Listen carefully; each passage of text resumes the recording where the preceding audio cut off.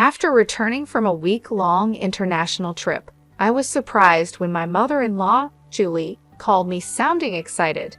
She mentioned something about a $100,000 windfall we had apparently saved. Confused, I tried to remember any recent time I had saved such a sum. As a freelance jewelry designer, I do have a savings account for emergencies, but I don't keep large amounts of cash around, and my bank card was with me the entire trip. Normally, no one else has access to withdraw such a large amount from my account. Julie said, "He gave it to me, so I took it from the sideboard drawer. You guys are doing well, so it's fine." Her words left me bewildered.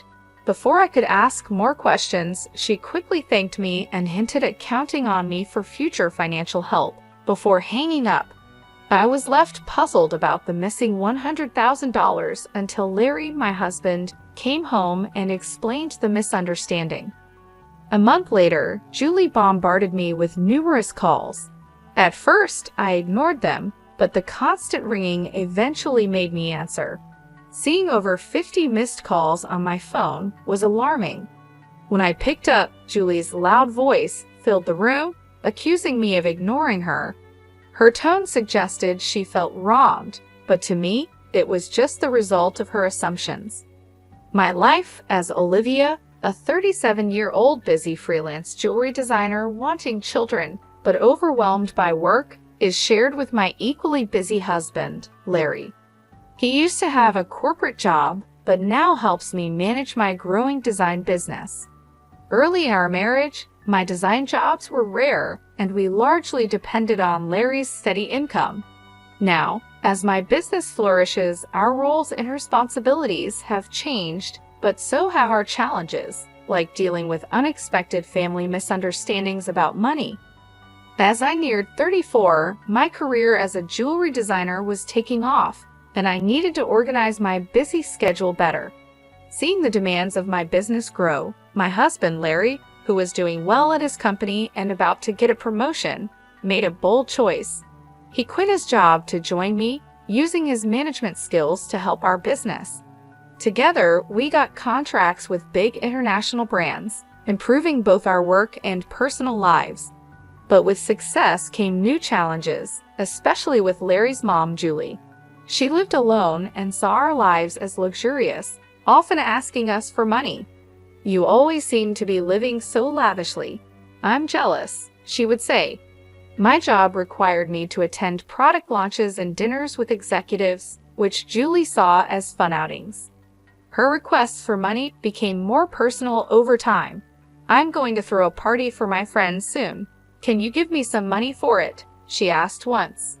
Even though it looked like we could afford it, keeping up our business image was expensive and full of obligations.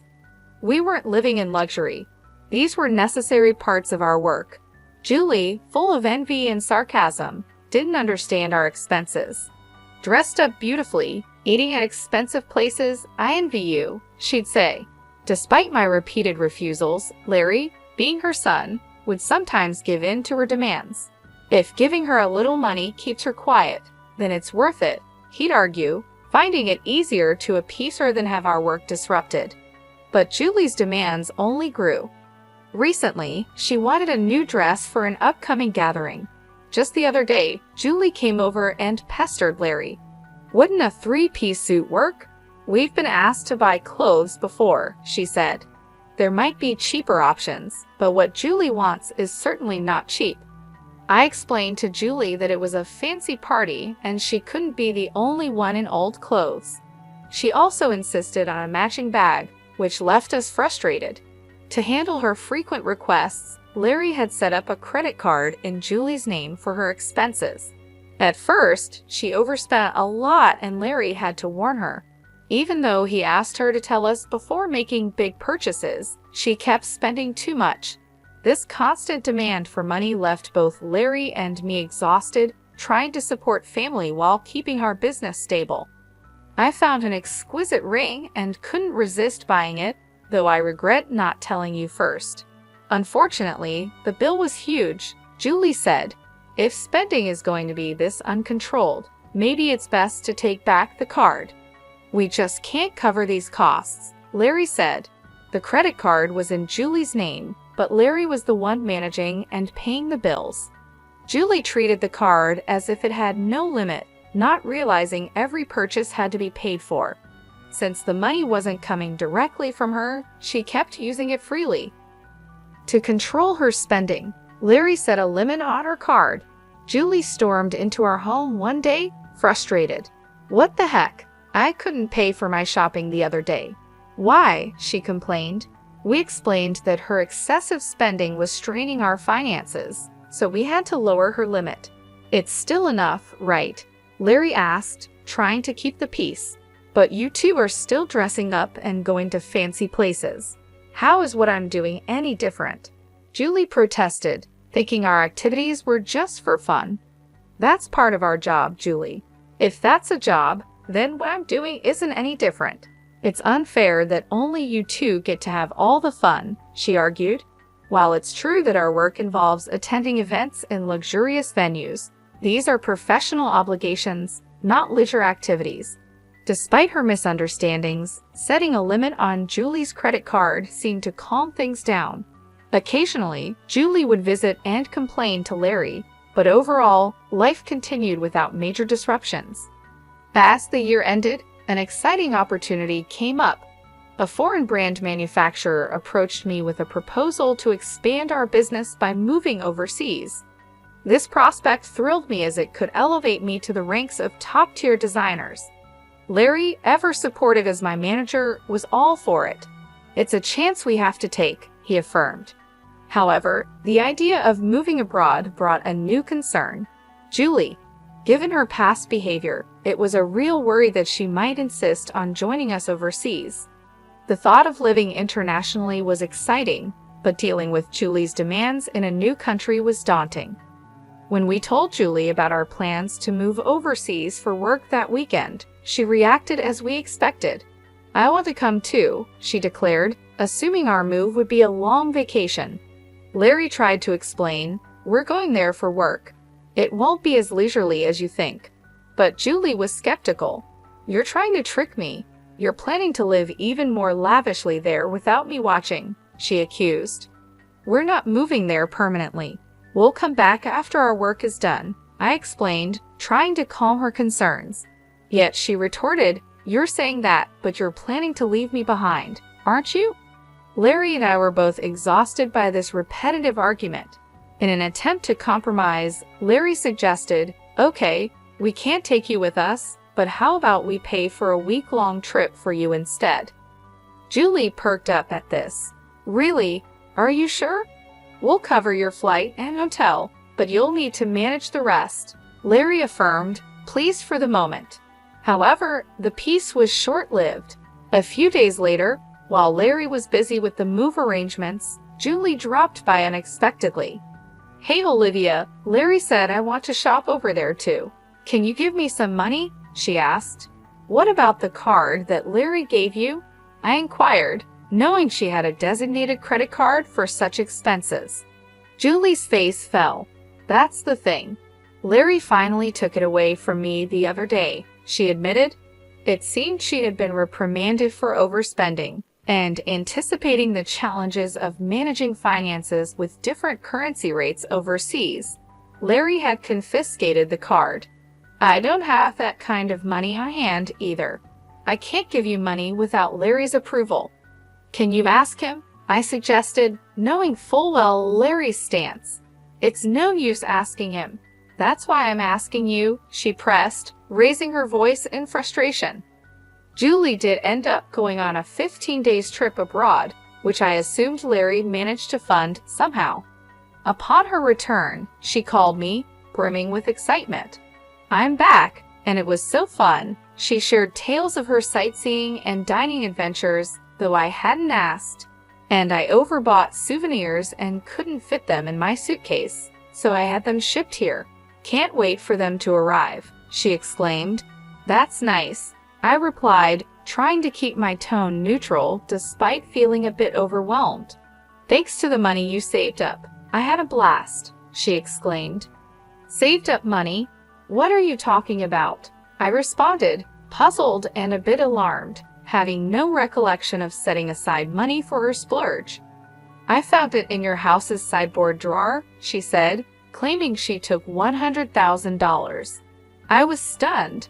Why would such a large amount of cash be stashed away at home, especially not in a drawer where anyone could find it? Confused, I confronted her. "I'm not sure what money you're talking about, but taking it from our house without permission is theft, even if you're family. Do you understand that?" Julie's response was unsettlingly casual. "That's why I'm telling you now. I used it. Consider it a post-factum report," she declared unapologetically. "I have no idea about this money, but if you took it and used it without telling anyone, that's a crime. And if it was something Larry had set aside for an important transaction, it's even more serious," I explained, trying to make sense of the situation. Despite this, there hadn't been any noticeable disruptions in our business finances during her trip. "You two live so extravagantly, so why can't I have a little of that? Think of it as doing a favor for your parent. It's not a big deal, right?" she rationalized, showing a sense of entitlement that was hard to comprehend. "It's one thing to ask for help from your son and his wife, but this is not how you should behave after taking someone else's money," I replied, still in disbelief. "I'm glad you enjoyed your trip, but I'll have to discuss this with Larry when he returns. Larry will understand. After all, I'm his only mother, and $100,000 isn't much to him," she assumed. "All right, I'll pass the message along," I said, astounded by her lack of awareness. Later that evening, when Larry came home, he looked troubled. "Olivia, do you know about the money I left in the drawer?" he asked urgently. 20 days ago, I withdrew it from my bank account, and now it's gone." "Keeping such a large sum in a drawer, didn't you think it was careless?" he questioned. "I needed cash immediately for an urgent payment. Do you know anything about it?" It suddenly clicked.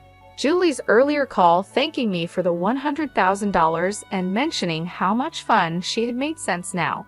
It was Larry's money meant for a crucial purpose. "Larry, today Julie called, thanking us for the $100,000 and saying she had a blast with it," I explained. I didn't understand what she meant until now. I explained, piecing everything together. So it was Larry's money, but what was such a large amount meant for? I asked.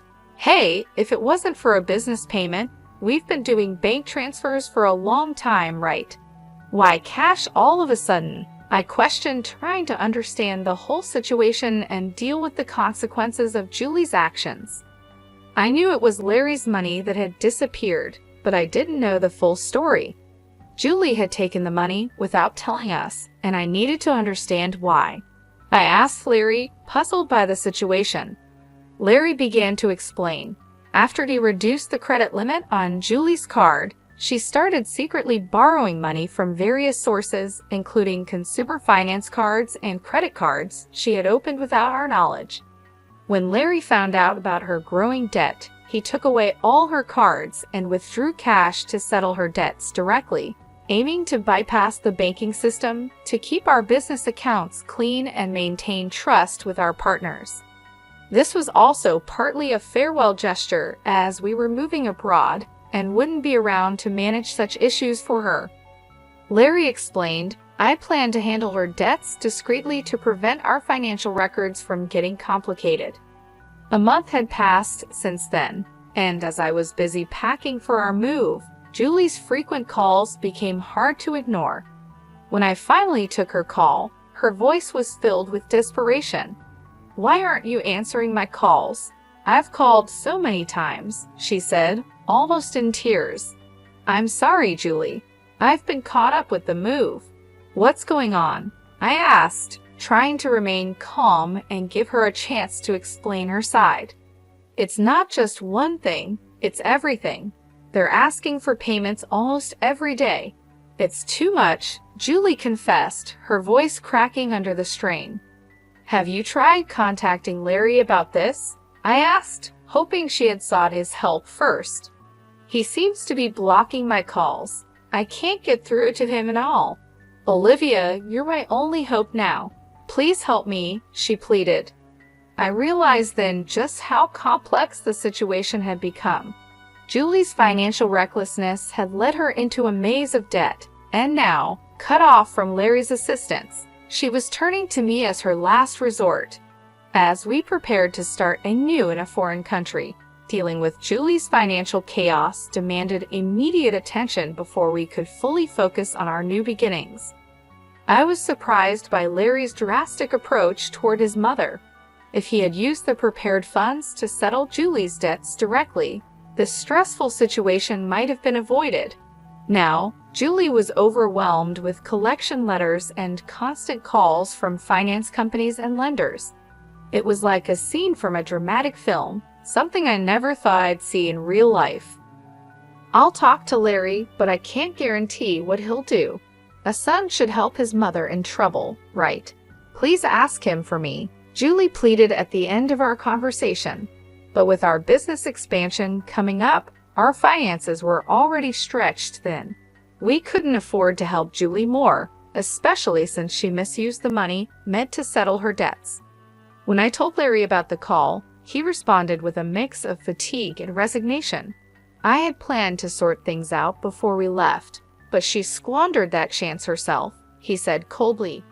The money was originally meant to clear Julie's debts, but she spent it on a lavish trip, leaving no room for excuses. As Julie's calls continued, I followed Larry's lead and blocked her number. Part of me wished to help her. She was, after all, Larry's mother, but there was nothing I could do if he chose to detach from the situation. Meanwhile, our move overseas was fast approaching, and I still had a lot to pack. Amid the chaos, I discovered more troubling news. Julie had decided to sell her house to manage her debts. It turned out she had hidden even more liabilities than we knew. The total amount was so large that even after selling her property, she couldn't cover it all. Losing the family home where Larry had grown up was deeply upsetting. Our family home is gone. Are you okay with that? I asked, sensing his sadness. How can I be okay? But there's nothing we can do, Larry replied, his voice tinged with sorrow. Losing the house where he grew up must have felt like a great loss, much like how I felt when I lost my parents' house early in life. Amid these complex feelings and the heavy task of packing, we had to come to terms with the fact that some situations were beyond our control. We needed to focus on our future as we prepared to start anew in a different country. The bittersweet reality of losing a family home struck me deeply. I watched the situation unfold with Larry. Unlike my past experiences, Larry had not only lost the house where his earliest memories were made, but also his emotional sanctuary, and all while his mother, Julie, was still alive. It's a hard feeling to describe the mix of loss and displacement, especially under such painful circumstances. It's more than just losing a building. It's about losing a part of your history and the comfort of a place to return to that no longer exists. Julie now lives in a modest apartment and faces the daily struggle of managing her debts. She works part-time, which is tough given her age. Job opportunities for older people are limited and often physically demanding and less rewarding. This new reality is a big change from her previous life of unchecked spending and financial freedom. Though I feel sympathy seeing her struggle, it's tempered by knowing her situation is the result of her own poor financial decisions. Life teaches us that actions have consequences, and Julie's case reaffirms that financial responsibility is crucial at any age. In our new environment, the business is thriving beyond our expectations. The move overseas has brought our brand into the international spotlight, with a flood of inquiries and offers from all over the world. Every new email and call brings potential for growth and collaboration, which is exciting but also very demanding. The success is thrilling but consumes our entire lives, leaving little room for anything else. Days blend into nights as we navigate time zones and cultural differences, trying to make the most of this golden opportunity. Despite the professional achievements, our personal lives are weighed down by our relentless schedules. The dream of expanding our family seems more like a distant vision, something we hope to revisit when the immediate demands lessen. Larry, who handles everything from logistics to client management, feels the strain deeply. As partners in both life and business, we often ponder our future and priorities, wondering how we can balance our professional goals with our personal desires. I look out of our apartment window, taking in the vast landscape. The neon lights blur into the night, mirroring the blur of our daily lives. This view, filled with promise and anonymity, is a sharp contrast to the familiar streets we once knew. This city, vibrant and relentless, is now our home. However, it starkly contrasts with the quiet, steady life we left behind. Our new life is exciting but also daunting. It's filled with endless tasks and decisions that challenge us at every turn. Navigating this new chapter, I often think about Julie's situation and the broader implications of our family and financial decisions. It's a continuous learning curve, understanding how deeply our choices are intertwined with our lives. Each decision, each sacrifice, and each success shapes not just our immediate circumstances, but also the legacy we leave behind. This view is full of promise and anonymity, a big change from the familiar streets we once knew. This city, vibrant and relentless, is now our home, but it is very different from the quiet. Our new life is exciting but also challenging, with endless tasks and decisions at every turn. As we navigate this new chapter, I often think about Julie's situation and how our family and money choices affect everything. We keep learning how our choices are deeply connected to our lives. As we build this new phase of our life, we try to balance achieving success and maintaining the relationships that define us beyond our business achievements.